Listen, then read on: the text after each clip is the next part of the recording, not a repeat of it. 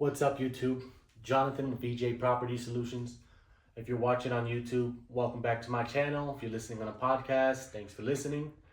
Let's get right into it.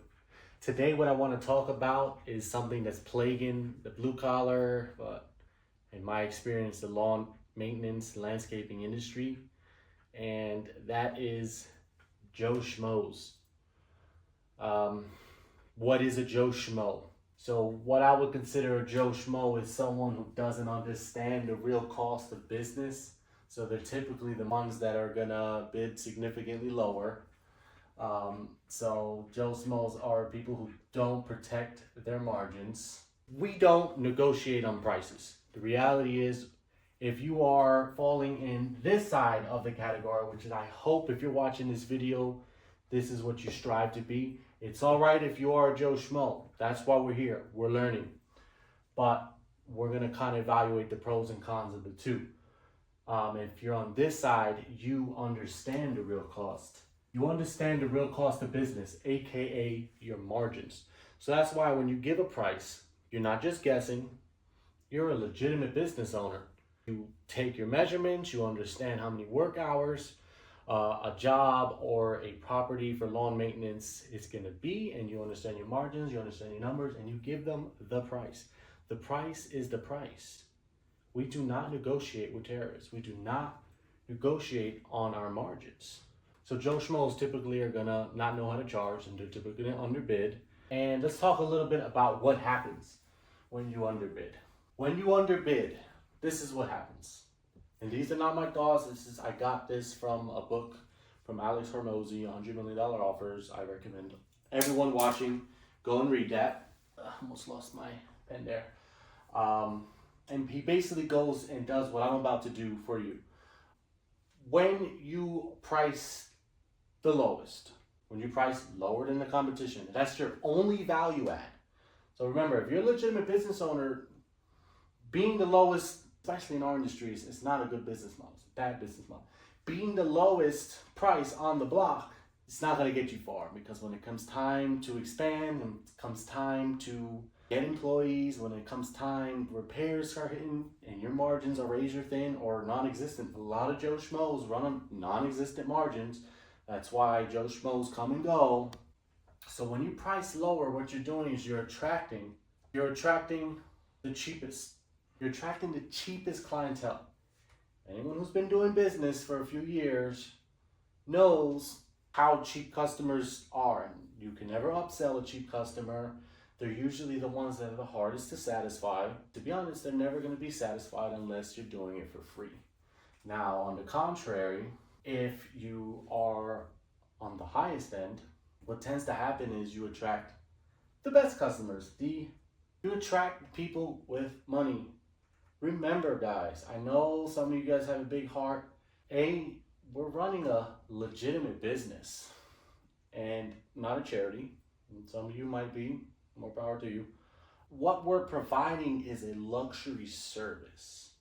To pay someone to mow your lawn is a luxury. The reality is anyone can go and mow their own lawn. But if you're going to roll the route and value your own time and pay someone to do it, you have to understand that costs money. So by just pricing higher, you're going to attract customers that can afford better service. And by you being, if they got 3 bids and you came in at the highest, they're going to assume the highest price is the highest because they are the best. So just being priced higher than your competition implies that you are better than your competition before you even set foot on the job site. Keep that in mind. I'm not going to get too into this. There is a number of pros and cons. There's never an excuse to being the lowest in the market. That's just a race to the bottom. But yeah, I just kind of wanted to touch on that briefly. I do plan on making a separate video, just going really deep into that. Yes, you protect your margins. We don't negotiate with terrorists. At the end of the day, your margins are your margins, and a lot of people don't actually understand when you start growing how thin your margins get. And the industry standard, I believe, is 18% margin. So If you do the numbers and you're one of those Joe Schmoes charging nothing, you're gonna run into a real big problem once you start picking up a significant amount of accounts. What else? Joe Schmoes operate at a different business model. Joe Schmoes value themselves per cut. Legitimate business owners, lawn care business owners, we operate at what's called a recurring business model. We offer a service, we perfect that service, and we don't deviate from said service. You have to operate as the professional. And if you got customers telling you, hey, I just want you to come once a month or every other week, you need to be like, no, during the growing season, we come weekly, and this is why. Weekly we come. 1 week we might trim your hedges, another week we might spray it for weeds. And that's how we keep your property well maintained throughout the year. So we offer monthly service. They offer per cut.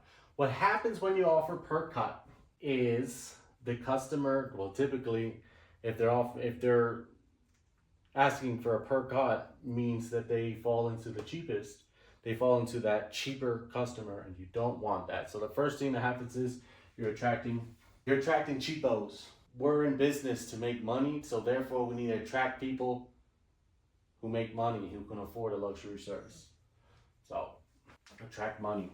And what also ends up happening when you offer per cut is they're gonna call you. They're gonna try. Remember, they're the cheaper customers. They're not the ideal customers. You want the people with money. So they're gonna call you, and sometimes it's gonna be bi-weekly, and you're one of those guys that does $35-$40 a month, or $35-$40 a cut. So they're gonna try to pay only $35-$40 a month, where we want to be around the $125 plus per month. That's where we want to be, at least.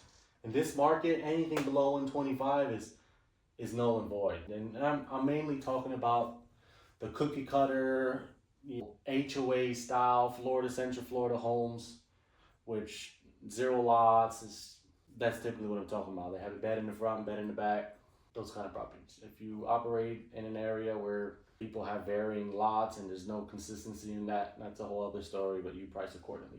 But ideally, we want to attract customers monthly. We want to make per customer at least $125 a month. That's a big difference between $35, $45, $80 a month, $70 a month. So they're going to try their best to pay the least because you're leaving it to them. So they'll call you, and the grass won't grow as quick as it usually does, and it might be a little bit shorter. So they will just skip out and call you, and they'll call you on week 1 of the month. They'll call you on week 3 or 4 of the month, and you're gonna come by, and you're gonna come to a jungle. And guess what happens when you're not mowing a property, you're not maintaining a property consistently? It creates more work for you.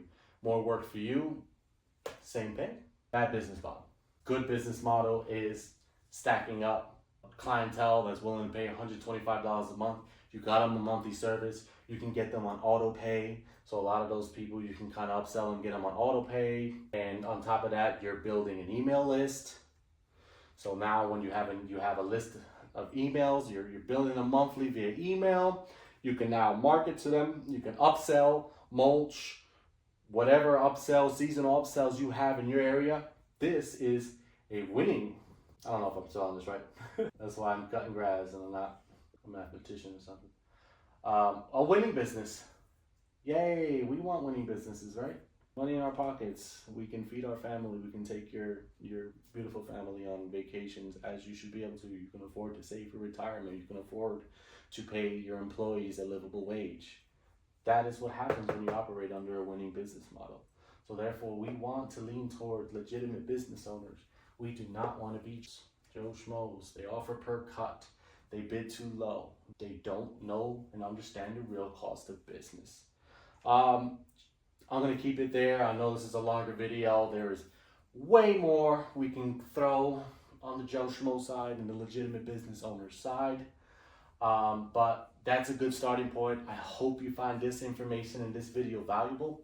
If you could, please just like and subscribe to my YouTube channel. If you're watching on YouTube, follow me on any of the links that are in the description, and comment. Let me know what you think about what I said in this video. Other than that, have a wonderful day and take care.